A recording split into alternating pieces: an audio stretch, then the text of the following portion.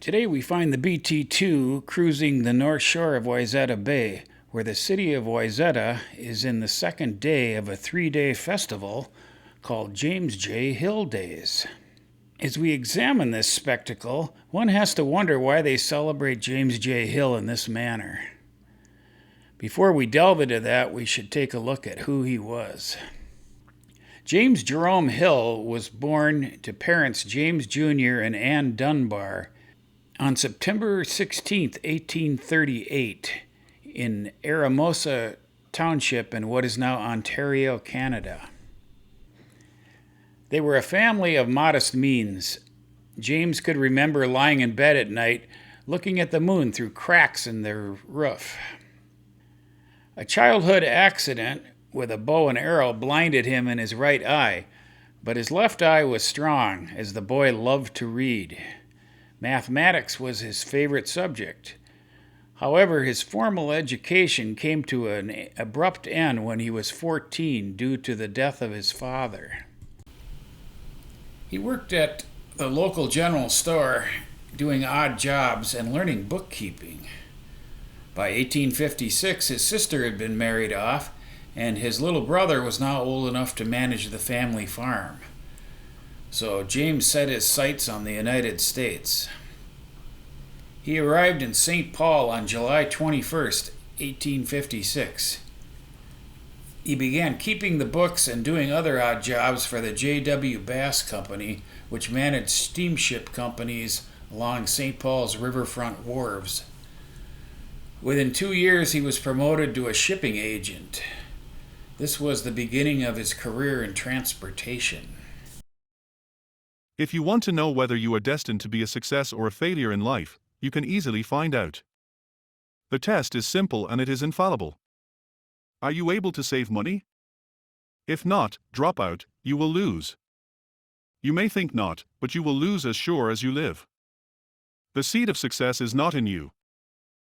James J. Hill. And save he did. Through a strong work ethic and the creation of several companies in the transportation business, Hill amassed a small fortune. By 1879, along with a group of investors called the Associates, he had the means to purchase the bankrupt St. Paul and Pacific Railroad.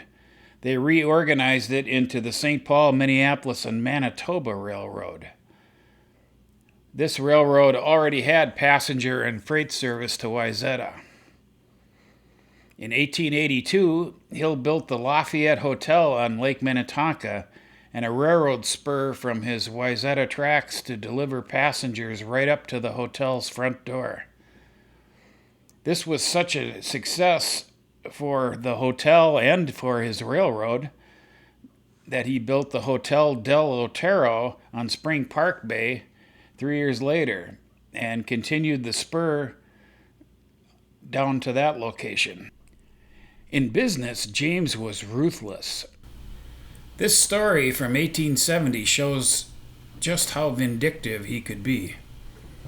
He was traveling home from a business meeting in Fort Garry, later known as Winnipeg, Manitoba, when he suddenly found himself in a blizzard. He made it to Caledonia in the Dakota Territory and sought refuge at the local inn.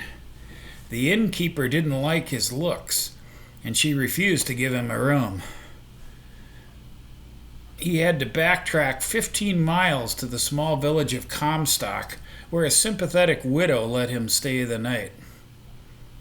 Years later, while plotting a route for the Great Northern Railroad through the Dakotas, he remembered the heartless innkeeper and the kind widow.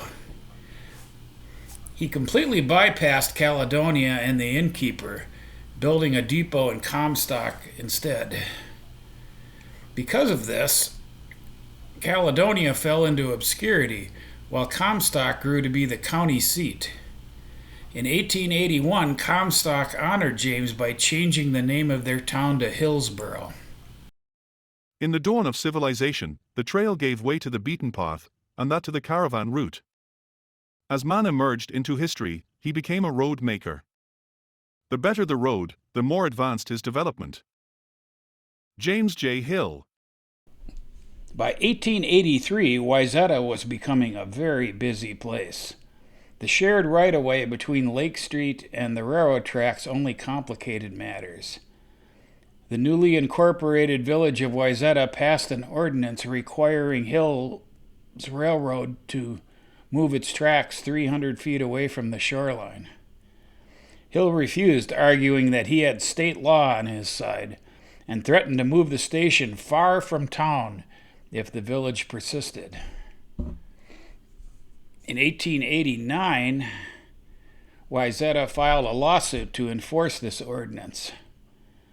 The Minnesota Supreme Court ruled in favor of Wayzata in 1891, stating that the tracks illegally used Lake Street as for a railroad line. The now Great Northern Railroad wouldn't have to move their track. However, the depot needed to be moved off of Lake Street. Hill, as vindictive as ever, tore down the Wayzata depot, which was located about where Cove is now, and built a new one a mile east of town. The distance to the new depot proved very burdensome, and the townspeople suffered as a result. In 1905, the town had barely grown due to this conflict.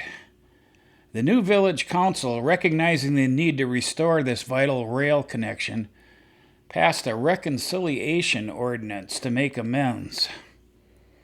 This ordinance had the desired effect, as a much friendlier version of James J. Hill agreed to build a new train station near the downtown business district on the shores of Lake Minnetonka.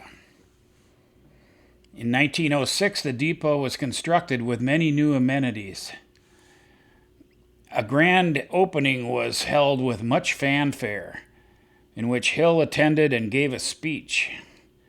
This reconciliation marked a turning point in Wayzata's history. The event is commemorated annually with the local James J. Hill Days celebration. I declare that this station is the handsomest on our entire line. James J. Hill.